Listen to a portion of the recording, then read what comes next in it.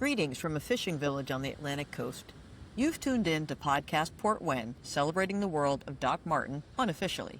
I'm Chesley Wexler, and we'll be discussing Doc Martin, the medicine, the mayhem, and the marvelous people of Portwenn. Podcast Portwenn is an independent fan production, not affiliated with, endorsed by, or sponsored by Buffalo Pictures, ITV, Fox, or the creators of Doc Martin or Best Medicine. Today's episode with Newbie Judy features spoilers for seasons 3 and 4. So, Judy, come through for your follow-up appointment. You were my very first guest, and viewers enjoyed seeing you watch the show and experiencing it again vicariously through you. So we're very happy to have you back. Thank you for having me. I'm enjoying Doc Martin and becoming a real big fan. That is good. You know, it's funny, the first time that I had you on, I knew that you'd watched the first episode. You told me you watched the second, so I thought you were there. You said you binged the whole first series, and then after our conversation, we realized that you had gotten like 3 episodes into season 2. It's addictive. You want to know what happens next. Yeah, and short seasons. Short seasons, you know, the episodes are not, 2 hours long. You know, you can do little snippets here and there. And again, there's always a funny character and as always, you want to see what happens with Doc Martin. That's true. Just to bring our viewers up to date, you have now watched through the end of season 4. That's so correct. A lot has happened. Since we last spoke, Elaine is gone. Elaine is gone, yep. Right? Pauline is in. Pauline is Elaine's cousin. She and Al have started dating. Mark has gone.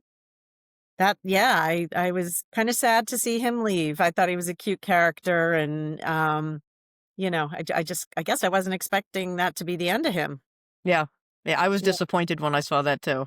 Yeah, but we get Joe Penhale, right? Who's quite the character. Yeah, Joe's interesting. It is kind of funny to think how many, characters can live in one little village. But, yeah. So we also have the unnamed dog has gone, and we have Buddy.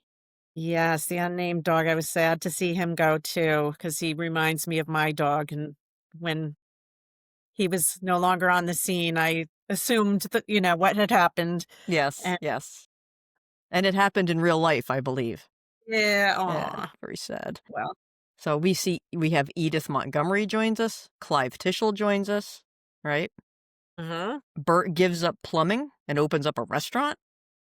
Yeah. He's always got something up his sleeves, right? You gotta hand it to him for being, a risk taker, I guess. Reinventing himself, I guess. Yes, yes. Every adventure he takes, I don't know, he just doesn't seem to, I don't think he's researched everything quite as well as he should have to start new businesses. They do seem to get a couple of surprises here and there, right? My God. Do you have a liquor license, sir? Right? Al goes off to Africa. That's right. Yes, he does. And I don't know how you felt when you were watching the beginning of the season. It's kind of like Al's gone, but then Al comes back. Yeah, I did think maybe that was it for him, because he was grappling with a lot of things, right? Not really wondering, who his parents were, or if Bert was his true father. Mm-hmm. And, so I guess there was the potential of him not coming back, that he went to go find himself and find whoever is real, whoever he was looking for. Right. Yeah, because you don't really quite know what's going on with him. Yeah. Did you manage to see season 2, episode 9, On the Edge, the supposed Christmas episode? I watched it last night. Very good. Very good. So yeah, in there, I think it's in there that we kind of get the sense that Pauline needs to kind of get out of Portwenn. That Al's the one who's trying to talk her to stay, and then we find out in series 4, Al's the one who's gone, and Pauline has stayed. Yeah. That I didn't realize how needy he was or reliant on her he was until that particular episode, and that he, I don't know if he realized he sabotaged her application to school or what, but that was surprising. Yeah, and remarkable that she kind of hung in there too. When he got back, she seemed pretty happy about it. Yeah, I guess, absence makes the heart go fonder. I don't know.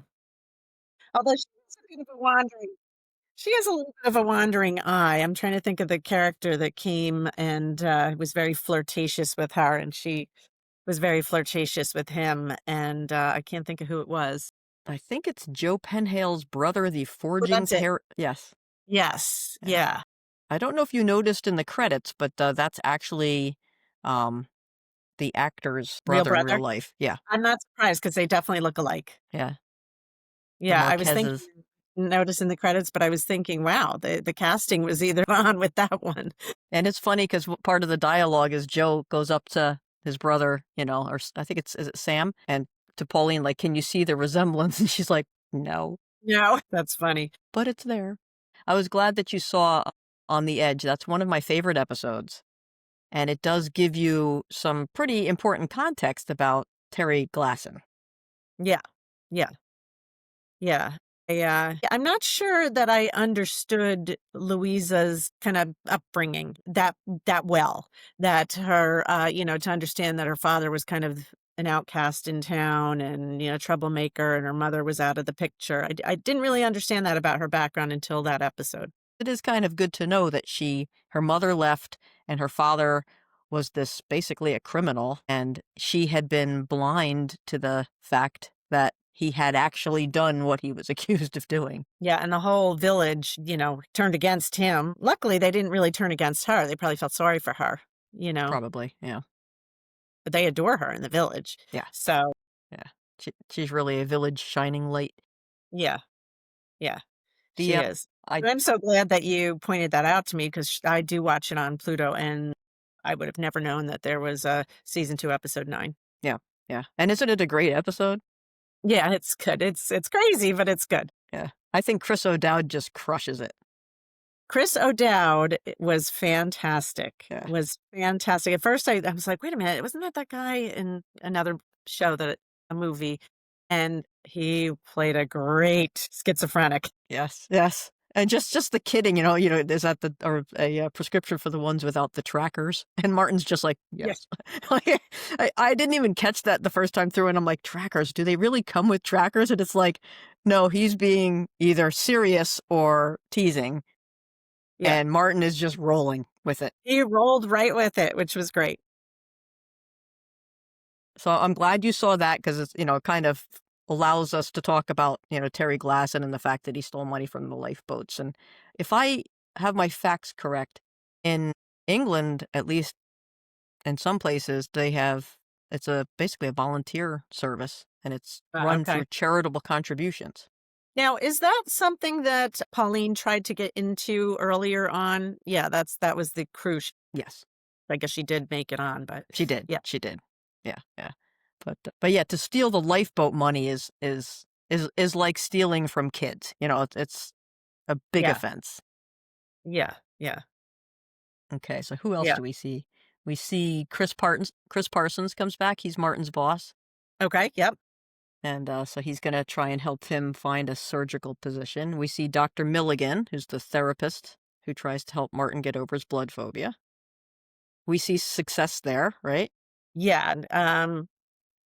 Yeah, I was actually very surprised. We're talking about season 4 now. Yeah, with his methods of hiding out in the shed and doing his desensitizing, I guess, therapies so that he could see and handle blood without getting sick. And he did. He kind of, I guess what did he do? He took over the blood draw of the cop. Inhale, yeah, and he was able to handle that. And there was another, patient that he handled, kinda showing that he was able to overcome it. Yes, The who was that? fingertip nip. That was who? That was the when Edith has him come to her talk at the hotel in Truro, I think. Right. And he follows the waiter down into the kitchen, and then the guy was slicing, and he ends up slicing Yes, off yes, his yes, finger. yes. Yeah. So, yeah, so it seemingly helped him, which is, set him on his way to go back to England. I mean, to London, excuse Yep. me.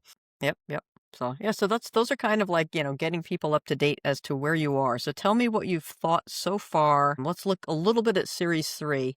Um, did you see, I mean, one thing that I noticed in season 3 There's a lot of hints at, uh, maybe you can try something new, right?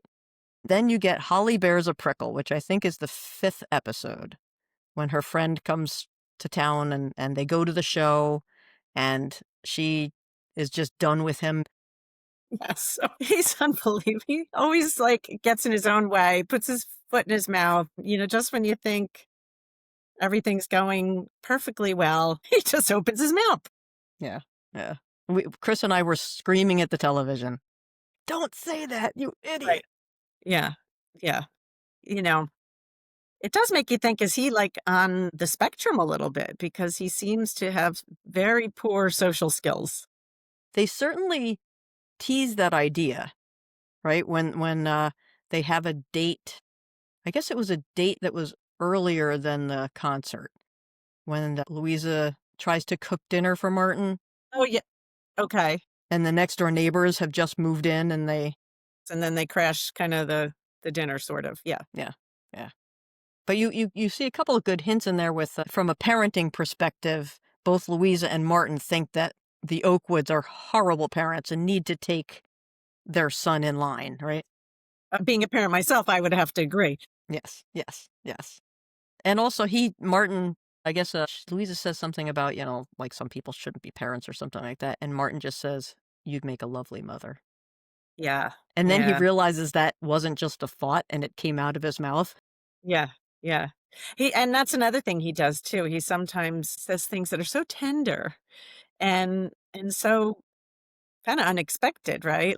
Like, commenting like how lovely she looks and that comment about you'd make a wonderful mother really did show this tenderness that either he tamps down or and maybe he does based on his kind of stinky upbringing, or he just completely lacks, he's brilliant but lacks social skills, You you get know? some hints, and up through season 4, we now have some pretty big reveals about his upbringing, because we've seen his mom, right, who's just was horribly narcissistic, cold, terrible Horrible.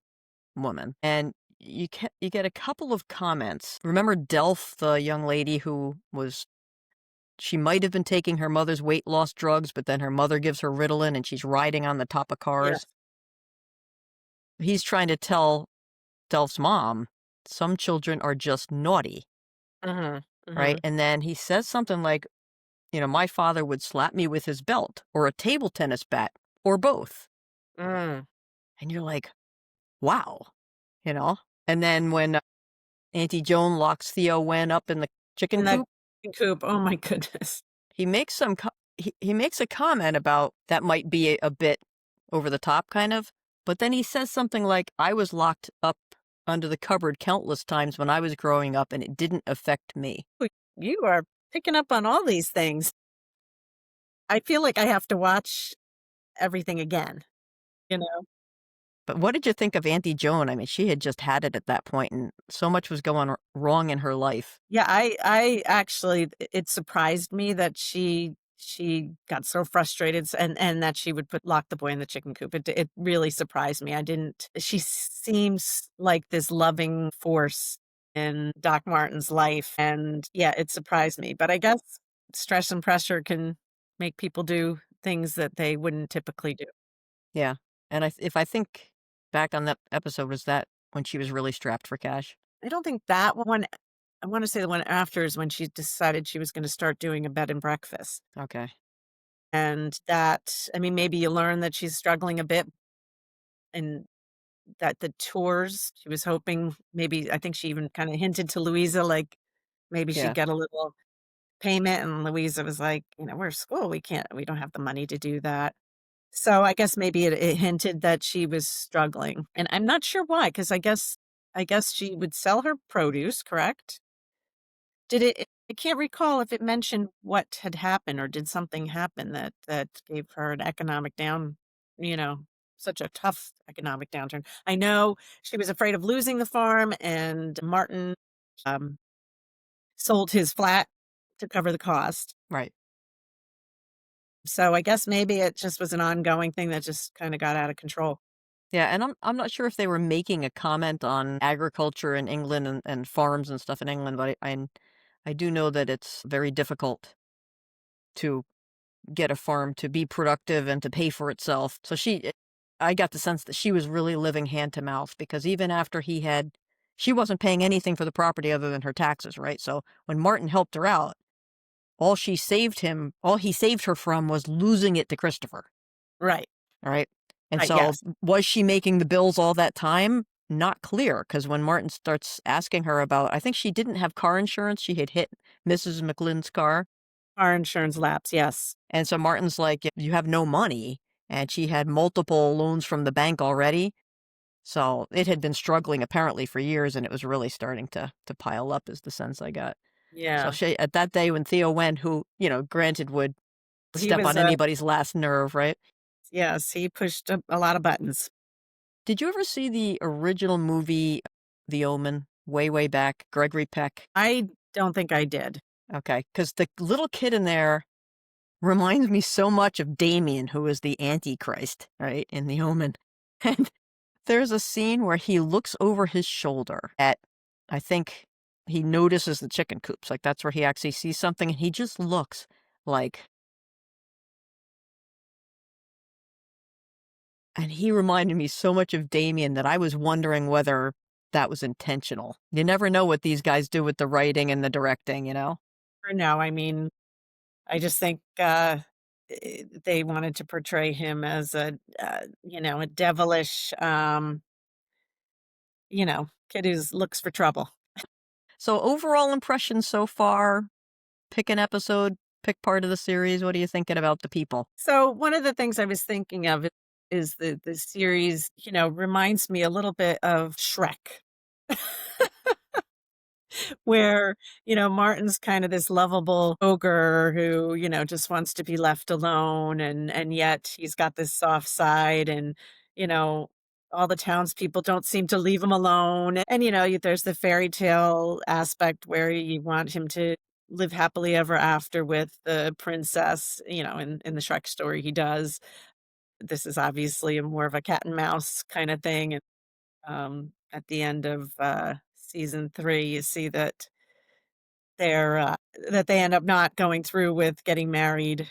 And, I don't know, there just is something about the townspeople are all a little different and quirky, and so that's my overall assessment is I kind of feel like, and I guess I keep tuning in because it seems like a fairy tale. I wanna see if the guy gets the girl or and they live happily ever after, and then the funny characters aside are just, give an interesting perspective on how Martin handles these trials and tribulations. Sure, sure. What did you think of Edith? Very extremely confident. I think she was or is very presumptuous in, that she could just kind of waltz right back into Martin's life, and that, you know, without a doubt, he's going to take her back and they're going to have this incredible intellectual and, personal relationship that, and she's very pushy, very, very pushy. So, yeah, very presumptuous, very pushy, very confident, obviously very brilliant. But yeah, she just kinda comes in like a whirlwind. Yeah.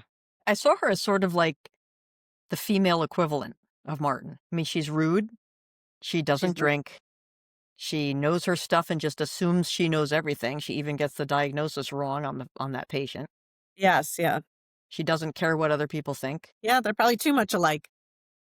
And yet, apparently, we learn that she moved him to write poetry to her. Right, yeah. I mean, it makes you wonder what fell apart. Did his fall from greatness as a surgeon? Is that what made them fall apart? We get told by Aunt Joan that he wanted to marry her, but that she wanted to follow her career and she went overseas. Okay. So that's the bit that we know. So they had a relationship. He brought her to meet Aunt Joan. He wanted to marry her. We know he wrote poetry for her. Obviously they slept together, because in the hotel room she's like taking her clothes off without batting an eye and making Right. comments about it's just Seen this before. yes, yes, yes. It's just not as bouncy or something like that. I forget what she said, but I wondered, like, I did not like Edith, but it's because I was cheering for Louisa. Well, yeah, I mean, sure, you don't again, I think she was pushy and or is pushy, and absolutely, you're kinda like, "Who is this woman just coming in here and, you know, ruining everything?" And you can tell that he really he does not like the fact that she is there because I think he seems a bit embarrassed when she first comes to the surgery and sees what a sort of rundown place it is because she knows him in his heyday, right? Well, sure, I mean, I think his whole circumstance embarrasses him. I think, he feels where he is beneath him, frankly, and sometimes I feel like he thinks the people are too, because 'cause they're kinda country bumpkins, so to speak, right? Mhm. And he has a level of sophistication, that they don't have. So I think he has a little bit of an embarrassment about the whole thing, and then to see people from his past, when he ran into those young doctors that he used to teach, Mhm. and, you know, that was, uh, that was uncomfortable. Yes. Yeah, especially because that guy was such a jerk. He was such a jerk. Yeah. I was glad when Louisa told him off. Yeah, She really put him in his place. yeah, That was a good episode. That was the, Peter Kronk surgery. yes, yep, that was a good one. Yeah. Yeah. We get our first kiss there, and then he screws that up too. Always. No, always. And he's the one, he sort of he initiated, he was putting his hand over, and then he kinda bailed. Yeah, yeah. But it's funny, he well, sometimes he bails on things because an emergency comes up but other times, like the dinner at the house when the neighbors came, he could have dealt with it and stuck around but he just that was it, you Yeah. know? But that's him. And he's okay, one-on-one with people that he chooses to be with. So he was there with Louisa, and then these other people show up, and it's ruining his plan. Like, he I guess the first time they really tried to do anything was when he Louisa asked him to have a drink at the pub, and then Mark Milo sits down and screws that up, right? So it's just they get thwarted constantly. I mean, I was hopeful at the end. I don't know, I guess again, the fairy tale in me that, fairy interest in it being a fairy tale was hopeful that they would get married and, live happily ever after. But then, I mean, for the show to go on, I don't know how long that would have lasted, right? Yeah, yeah. Now she shows up, first episode of season 4. Pregnant. Yep. Yeah. Yeah. And you know what? Did it say where she went and how long she was gone for? Because it had to have been a couple of months. Was it the summer holiday About 6 months pregnant, right? But it's the middle of school term, it seems, because she to can get get a a job? job immediately, right? Yeah. Um, and she makes some comment about, "You think I didn't wanna call you," there I was, in London in a bed sit by myself, 37 years old. So we get a sense that she kind of went to London. I always assumed, I think, that since Holly was trying to offer her a job, Right. Did she did she give it a try? I can't remember. we don't get the dots connected that the school she goes to in London is Holly's school, or that maybe Holly helped her get a job there. Yeah. But we do get the sense of they somehow managed to terminate her, or at least make life miserable for her because she was an unwed pregnant woman, Yeah. Yeah. Yeah.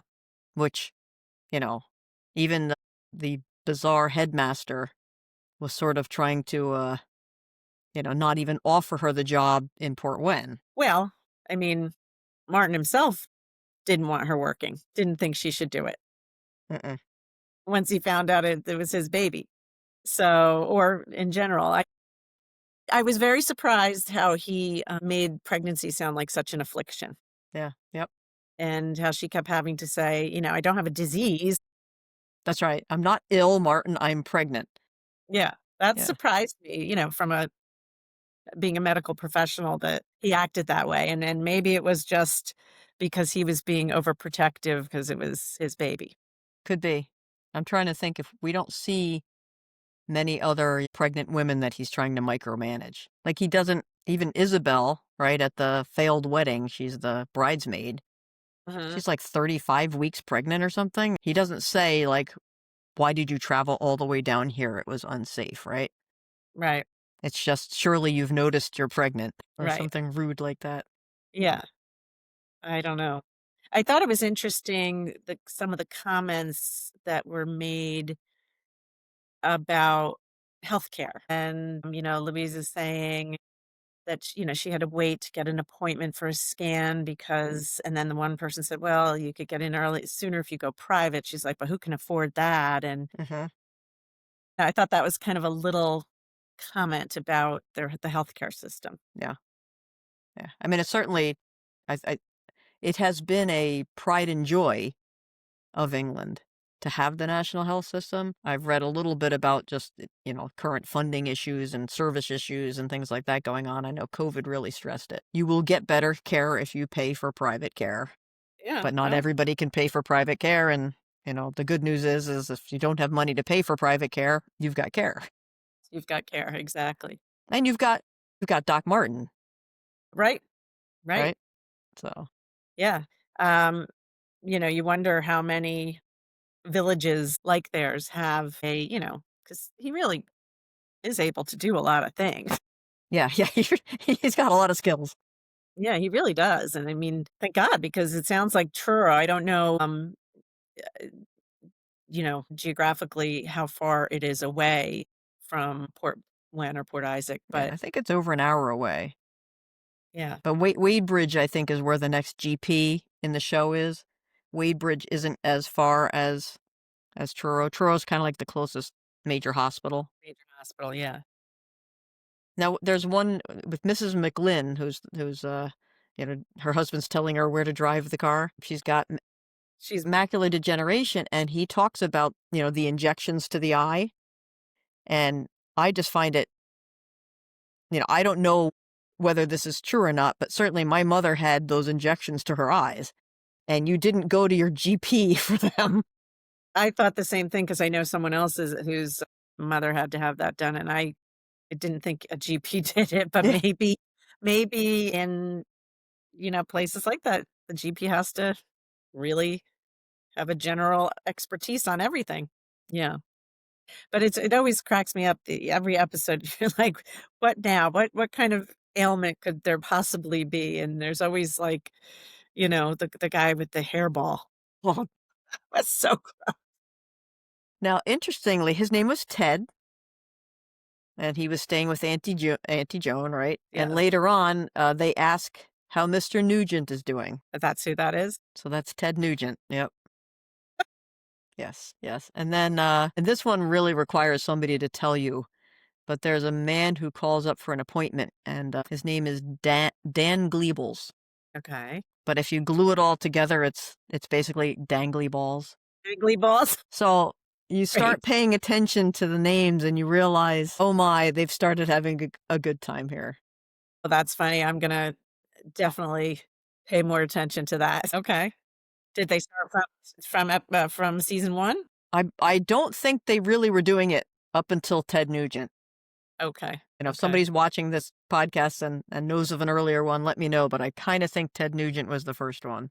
And Gleebles. Okay, I'm gonna have Yeah. to go back and watch. Yes. What did you think about all of the amazing miscommunication in season 4 about being involved with the pregnancy? Yeah, I think things are said when, they got heated and they got angry with each other. And again, this is why sometimes I think Martin he takes things so literally. Like, she doesn't want me to be involved with the baby. And that's not really what she said, and she thinks he doesn't want to be involved with the baby. So, but I think a lot of times things are shouted at each other when they're kind of in the heat of a moment and they take them at face value instead of, you know, looking at the situation. Yeah. I mean, it starts with when I don't know about you, but if somebody's 6 months pregnant and they show up on your doorstep and that's how you find out that you're having a child, you could be off balance from that. Sure. And Yeah, but I just think, again, it's all misunderstanding, of their intent. And they just, because they get worked up and angry, it all comes across as, well, You don't want me, I don't want you, and, and I think Aunt Joan was trying very hard to get Martin to understand that he's gonna want to know his child, and even he would say to her, "Well, she doesn't want me to. She doesn't want me involved." Right. And, yeah, it's a shame that it went on like that during the whole course of the break, but yet, anytime she had something, he came running, Yes, he did come running. did, and, that's something it should have indicated something to her in that respect that, he was always and I think he was always looking out for her best interests and, you know, somehow though they they would always say the wrong things and Yeah. then it would turn into, "Well, who even asked you to be here?" Right, right, right. And it's such the writing for the show, I think, is extremely good.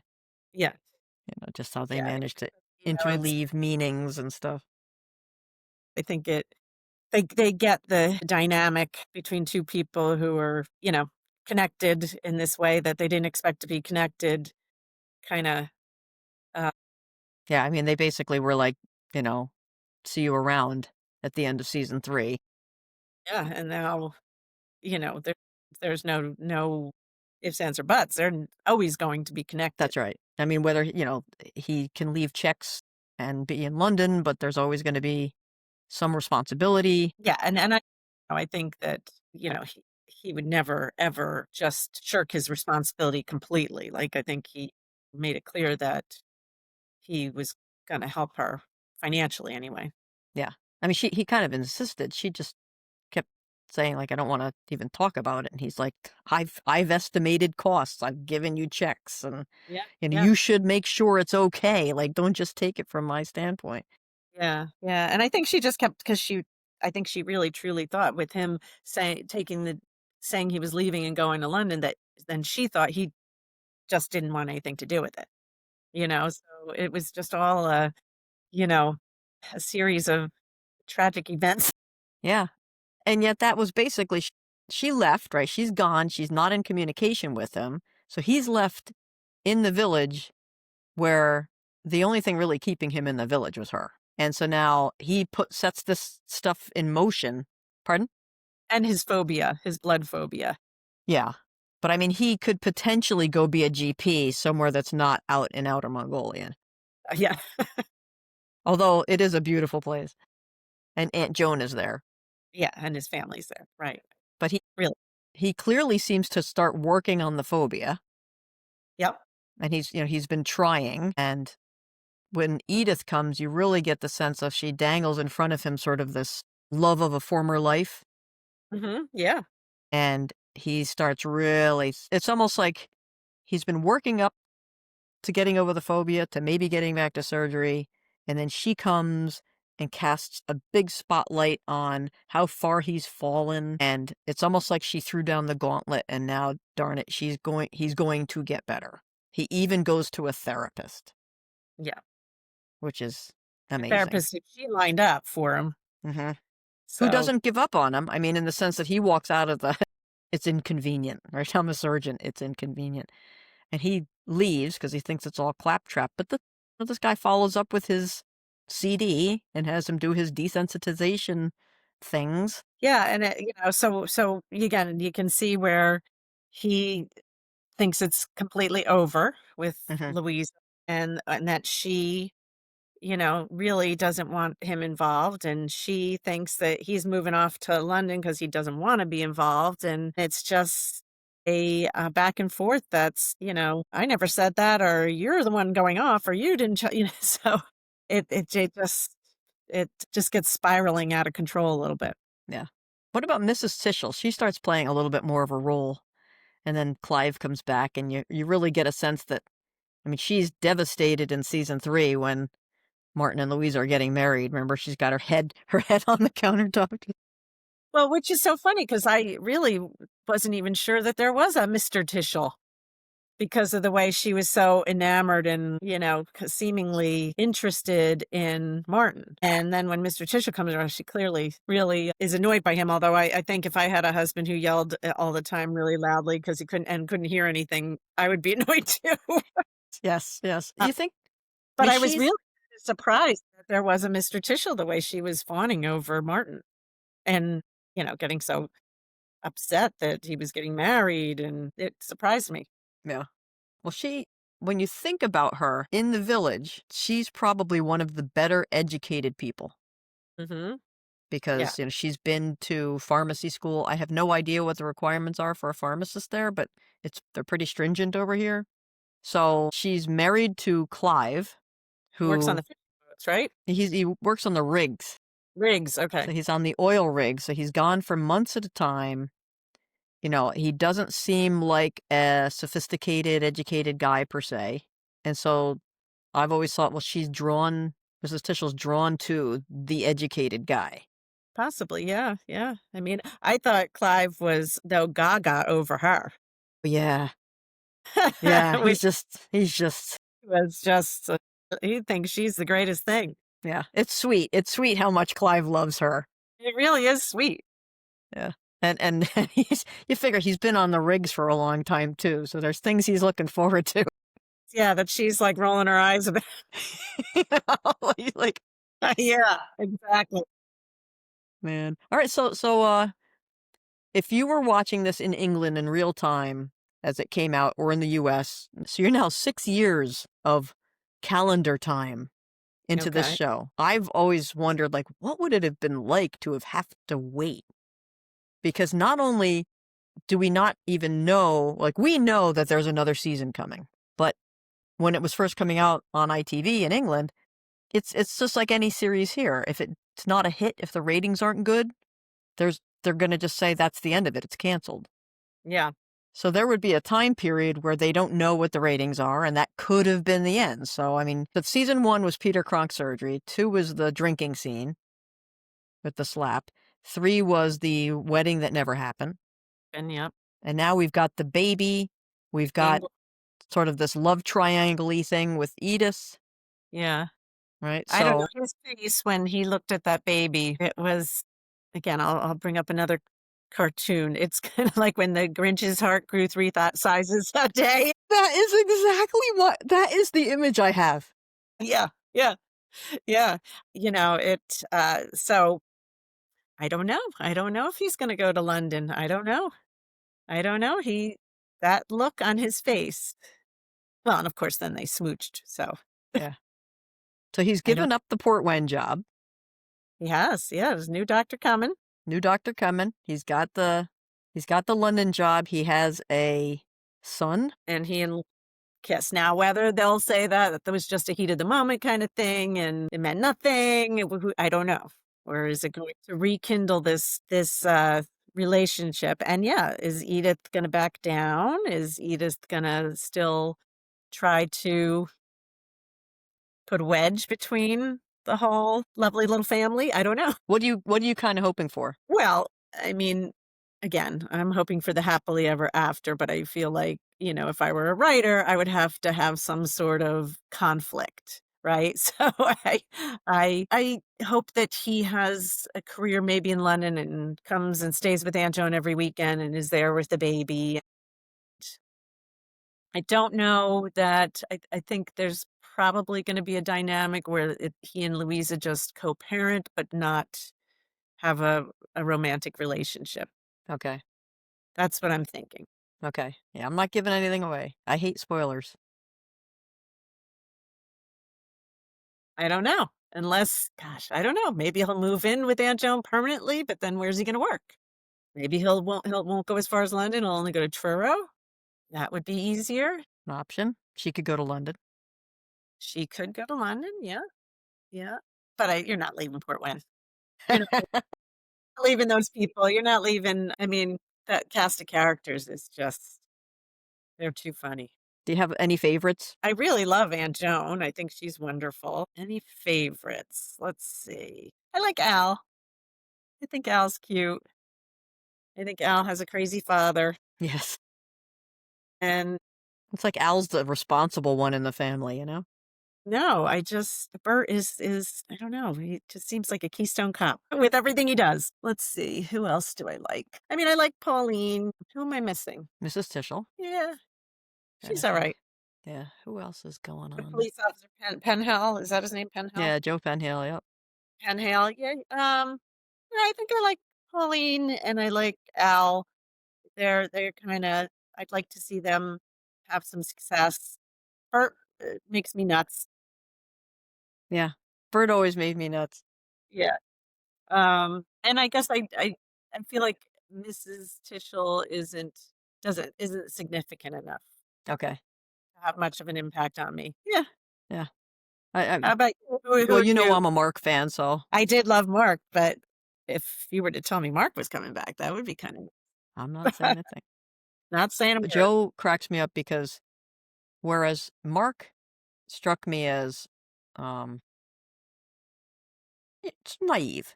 Mark was naive, right? But he was a good guy and he knew his law and he kept like you had pointed out in the first thing, he had creative solutions and little pithy things that he could say. But you never see Mark breaking the law. Whereas Penhale comes in and the first thing he's doing is trying to bribe Pauline to get him his prescription Right, by like, I right. can fix a parking ticket or I can get you a Yes, shotgun license. And then for the wedding, he breaks into the place with the flowers so they could get the flowers out. Now that's a creative solution, but right, right. I think though, he's got so many little secrets that could potentially make him lose his job that, he wants to try to help people as much as he can. he'd like to keep that job. Yes. So Yeah. he's willing to go the extra mile for some favors. And he'll do anything for Martin. Yeah, You yeah. know, he Well, really they're thinks that's right. That they're the dynamic duo, right? the dynamic duo, the last hurrah before the dynamic duo part, right? I Yep, think yep. it was like, what are you talking about? Yeah, yeah. I am I like Mrs. Tishel quite a bit. She just makes You me do? laugh. She's got this sort of crush that she doesn't quite know what to do with, Mhm. and she just I love the acting of Mrs. Tishel. She makes me matter of fact, we went to when we were in London, we saw her, the actress, in, um, The Tempest. Okay. Sigourney Weaver had the lead role, but Selena Cadell was in it. They're best buds, apparently. Or they're very good friends, and I think Selena Cadell stole the show. But well, I hope you will come back and talk about future seasons. People enjoy getting to live vicariously through you. Oh, well, I am really enjoying it. As a matter of fact, I wanted to do this podcast quickly so that I could get moving on to season 5. Yeah, that was funny. When do you want to talk? As soon as we can. I want to watch 5. I'm a little addicted. I know. I was glad I could tide you over with that extra episode that you missed. So, Yeah, yes, that did help. For a period there, I got into an old TV show called Monk. Have you ever with, Tony Shalhoub, who I love, mhm. but he was another kind of character that somewhat reminds me of Doc Martin, right? Yeah. Very kooky, very smart, knew their thing, but very difficult to connect with people socially. Yeah, so I another actually, my opinion is that he's not on the spectrum. okay. I just feel like he had such a crappy upbringing. I've known some people who are Aspergic or whatever that is called. They probably can watch this and know better than I. Obviously, they've got the personal experience, but it just seems to me like at some point he just built up these amazing defense mechanisms because he was the odd kid. He was like too smart and he'd gotten farmed off to boarding school because his parents didn't love him. And you don't even get a sense that he gets to go home for holidays or he gets farmed off to his Aunt Joan where he really does enjoy himself. So Well, the lack of, connection with his parents is, can definitely have you build up barriers or withhold your emotions from other people. So, yeah, it could just be all that. then if you're the super smart kid, you may not have a bunch of friends. You may not even know that what you experience is not normal. Right. Right.